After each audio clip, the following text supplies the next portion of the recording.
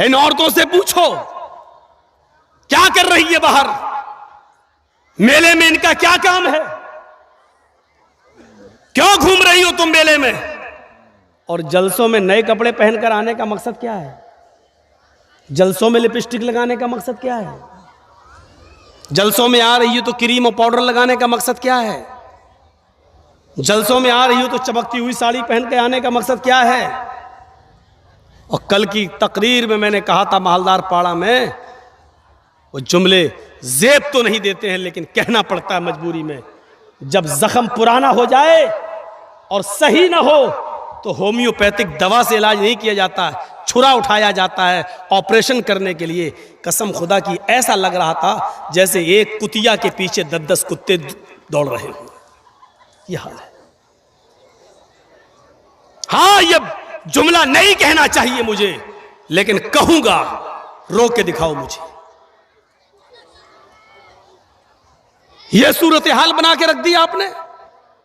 جلسے بھی جب محفوظ نہ رہیں، بے پردگی اور عریانیت کا ننگا ناچ جب جلسوں میں بھی ناچا جانے لگے تو پھر کہاں روح تلاش کر رہے ہو؟ آپ نے ثواب کی نیت سے جلسہ کیا، یہ ثواب ملے گا آپ کو؟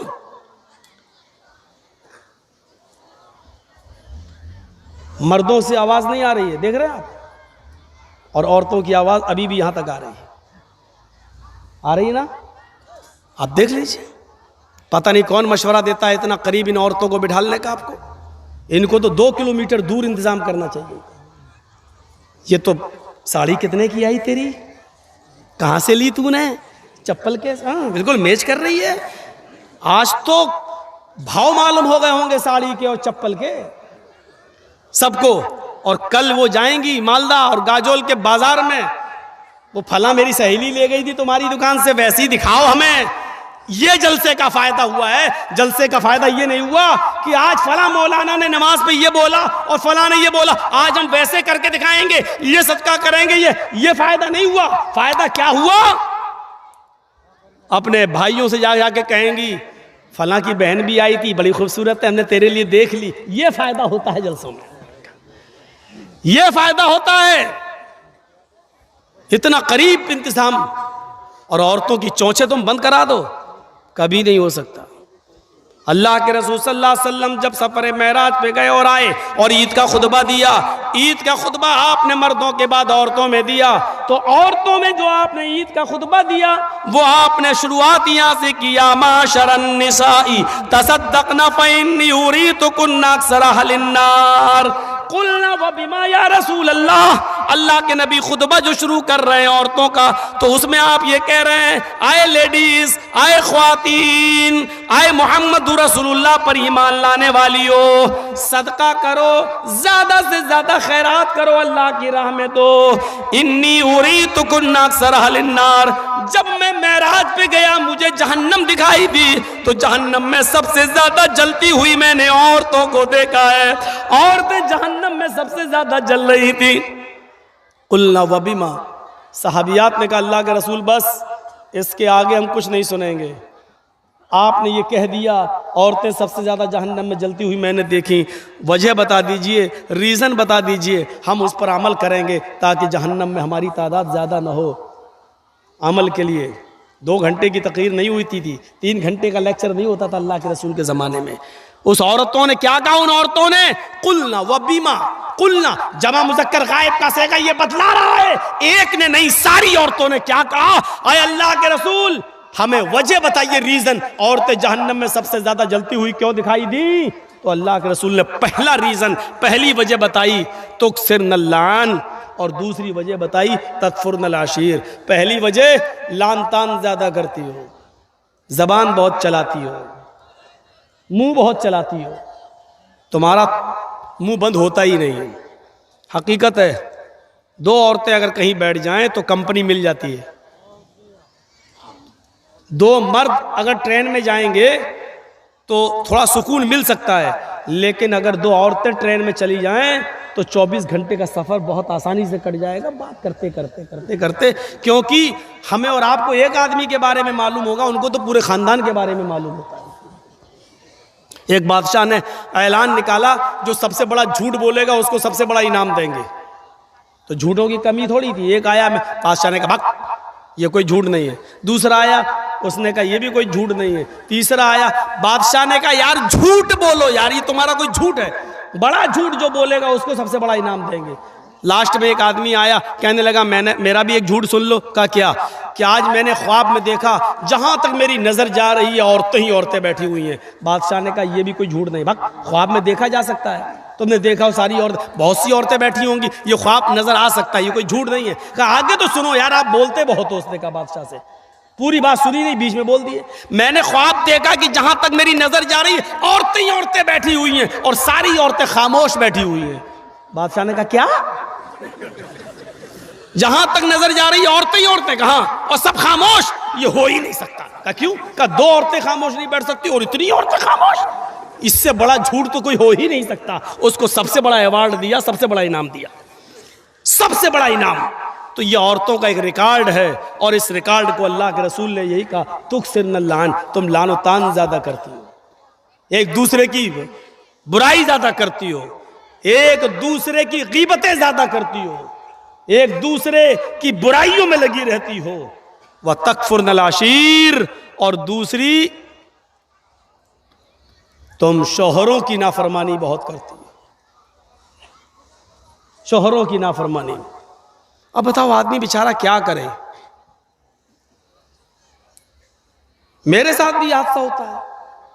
ایک بار میری بیوی نے پوچھا میں مائکے جا رہی ہوں, چلی جاؤں, پاس میں ہی ہے. میں نے کہا ٹھیک ہے چلی جاؤ, کوئی بات نہیں, بہت دنوں سے نہیں گئی. ہاں تم تو چاہتے ہو کہ میں چلا جاؤں, چلی جاؤں, تمہیں تو اچھا لگتا ہے. میں نے کہا لا حول ولا قوت الا باللہ. یار تم نے اجازت مانگی, میں نے دے دی. ایک دو مہینے کے بعد پھر کہنے لگی کہ میں چلی جاؤں, تھوڑی امی کی طبیعت خراب ہے. میں نے کہا نہیں ابھی تمہیں جانے کی کوئی ضرورت نہیں ہے, 2-4 دن رکو, ہم دونوں چلیں گے وہ دیکھنے کے لیے. لو تو میں تو آپ کے گھر میں کیا نوکر قید ہو کے رہوں؟ میں جب بھی جانا چاہوں تو آپ بھیجیں گے نہیں؟ نہیں میں اب میں نے کہا کہ نہ جاؤ تو قید کر کے رکھ رہا ہوں, اور میں نے کہہ دیا چلے جاؤ تو کیا ہو رہا ہے؟ لو تمہیں تو کوئی فکر ہی نہیں, کتنی آسانی سے کہہ دی چلے جاؤ, اس کا مطلب تمہیں میری ضرورت ہی نہیں. یہ عورت اسی لیے کہا ٹیڑھی پسلی سے پیدا ہوئی ہے, سیدھا کرو گے تو ٹوٹ جائے گی لیکن سیدھی نہیں ہوگی. اس کے ناز و نخرے کو برداشت کرنا پڑے گا. ایک صحابی کا واقعہ بتاؤں, حضرت ان کی بیوی سے ان کو بڑی پریشانی تھی, تو وہ اپنی شکایت لے کر اللہ کے حضرت عمر کے پاس گئے کہ حضرت عمر کو کہوں گا تو حضرت عمر ڈانٹیں گے میری بیوی کو, صحیح ہو جائے گی. تو وہ گھر پہ گئے اور دروازے کو دستک دی, ادھر سے آواز آئی اندر سے, باہر بیٹھو میں ابھی آ رہا ہوں. اور دیکھا کہ اندر شور ہو رہا ہے, تو اس نے کان لگایا صحابی نے حضرت عمر فاروق کے دروازے پر, تو کیا سنتا ہے کہ عمر فاروق کی بیوی عمر فاروق پر برس رہی ہے, یہ وہ تمہیں ہوش نہیں, یہ نہیں, ٹھکانا نہیں, سبزی کیسے آئے گی, کھانا کیسے. اور حضرت عمر جی جی جی کرتے چلے آ رہے, جی ٹرین آ جائے گا جی جی. اب وہ کہنے لگا لو یہ کیا میرا علاج کریں گے, یہ تو خود ہی اس بیماری میں مبتلا ہیں. وہ چل دیا وہاں سے, وہ چل دیا. تھوڑی دیر میں حضرت عمر نکلے, اس کو جاتا ہوا دیکھا, اے حضرت ادھر آؤ, ادھر. وہ کہتا کیا, ادھر آؤ. جی ارے تم کسی کام سے آئے تھے اور بغیر کام کے چلے جا رہے ہو, آؤ کیا بات ہے. کہ نہیں کوئی کام نہیں ہے. ارے کوئی کام نہیں ہے کیا مطلب؟ کہا میں نے کام سے آئے ہو, پھر کہہ رہے ہو کوئی کام نہیں ہے.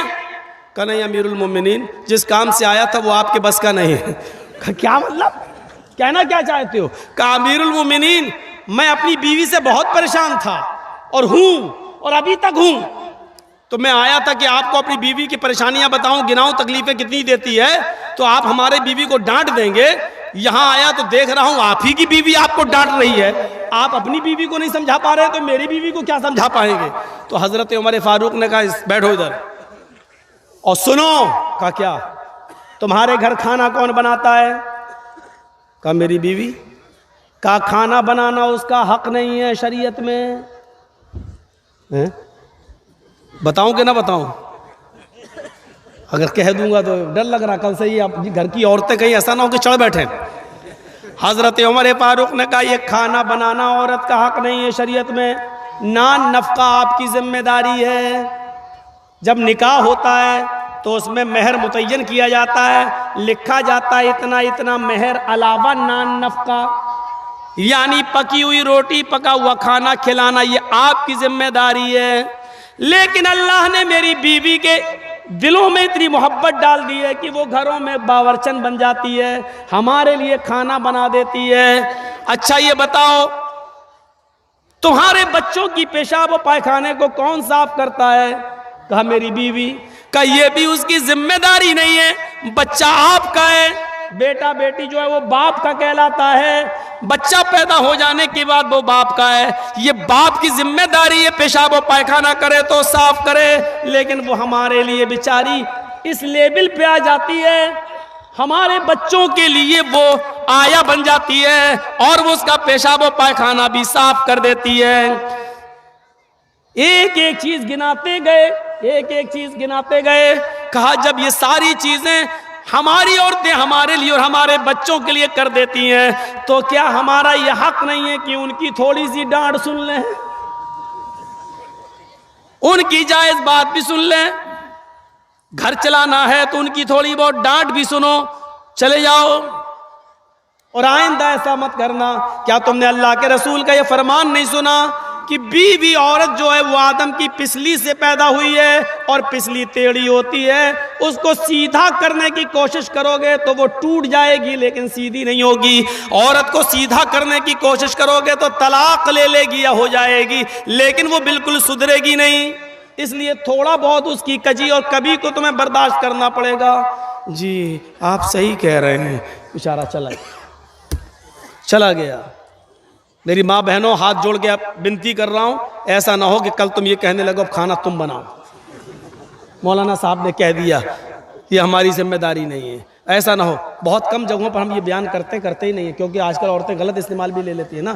ایک بار میں نے کسی جلسے میں کہہ دیا تھا کہ اگر کسی کا شوہر اپنی بیوی کو پورا خرچہ نہیں دیتا بیوی بچوں کا تو بیوی اپنے شوہر کی جیب سے یا الماری میں سے اتنا پیسہ لے سکتی ہے، اس کو بتائے بغیر، جس کو چوری نہیں کہا جا سکتا ہے، بتائے بغیر لے سکتی ہے جتنے میں اس کا اور اس کا خرچہ چل جائے۔ یہ جیسے ہی میں نے جس تقریر میں میں نے کہا دوسرے دن میری جیب سے 5,000 روپے غائب ہو گئے۔ اس دن سے بیان کرنا چھوڑ دیا۔ یہ تو ناجائز استعمال کرتی ہے، پھر اتنی اجازت دے دو 100-200 روپے کی تو ان کا 100-200 روپے میں کچھ ہوتا ہی نہیں ہے، 5,000۔ پھر یہ ہوتا ہے کہ مولانا نے کہا تو تھا لے سکتے، تم دیتے نہیں اس لیے ہم نے لے لیا۔ ارے اللہ کے بندی، میں نے تو یہ کہا ہے کہ جتنے میں تیرے گھر کا بچوں کا گزر بسر چل جائے اتنا۔ ہاں تو کیا ہوا، ساڑی پرانی ہو گئی نہیں لائے، فیئر اینڈ لولی ختم ہو گئی، لینے جانا ہے۔